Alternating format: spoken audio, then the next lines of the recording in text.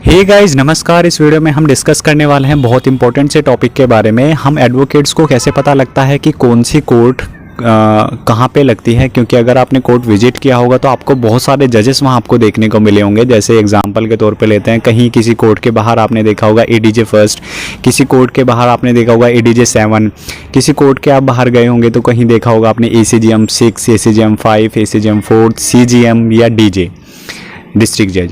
तो इन सब का मतलब समझते हैं। आज देखिए, कोर्ट में जो सुपीरियर जो यानी हेड ऑफ द जजेस होते हैं वो होते हैं डिस्ट्रिक्ट जज, जो पूरी कोर्ट को लेखा जोखा रखते हैं और पूरी कोर्ट में जितने भी कुछ मामले होते हैं वो इन्हीं के अंडर में चलते हैं। तो डीजे मीन्स हो गया डिस्ट्रिक्ट जज।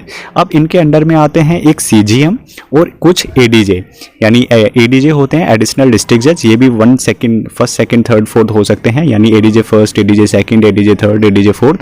ये होते कैसे हैं? अपनी डेजिग्नेशन यानी पोस्ट के हिसाब से होते हैं, कौन कितना सीनियर है और कौन कितना काबिल है, वो अपनी परफॉर्मेंस के हिसाब से भी हो सकते हैं। ठीक है, तो अब जो सीजीएम है उनका फुल फॉर्म होता है चीफ जुडिशियल मजिस्ट्रेट।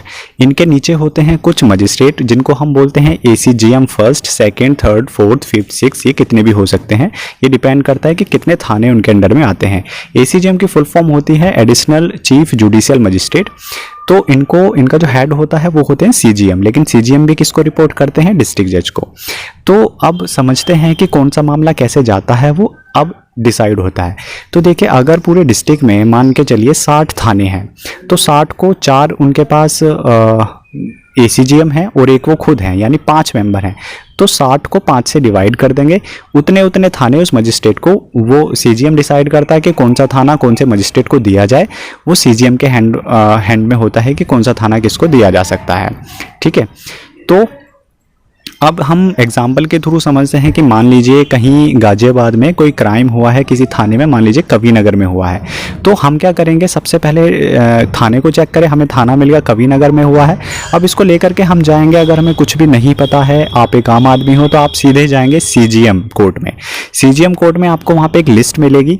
मान के चलिए कोई और भी थाना है तो वहाँ लिस्ट मिलेगी कि कौन सा थाना कौन से मजिस्ट्रेट के यहाँ पे सुना जाता है, या कौन सा थाना किसको दिया हुआ है मजिस्ट्रेट को। तो वहाँ पे आप चेक करिए और सीधे उसी कोर्ट में पहुँचिए। वहाँ का मामला उसी कोर्ट में आपको मिलेगा। अगर आपका चालान भी कहीं कटा है ना और वहाँ पे उन्होंने थाना लिखा है, तो थाने को भी आप ऐसे ही आइडेंटिफाई कर सकते हैं और ऐसे ही उसी कोर्ट में जाके अपने मामले को पुटअप करवा सकते हैं। उम्मीद करता हूँ जानकारी आप समझ पाए होंगे। अगर अभी भी कोई कन्फ्यूजन है तो हमें कॉमेंट बॉक्स में लिख सकते हैं। मिलते हैं किसी दूसरी वीडियो में। Till then bye. आपका कोई सवाल है तो हमें इंस्टाग्राम पे भेज सकते हैं। तब तक बाय बाय।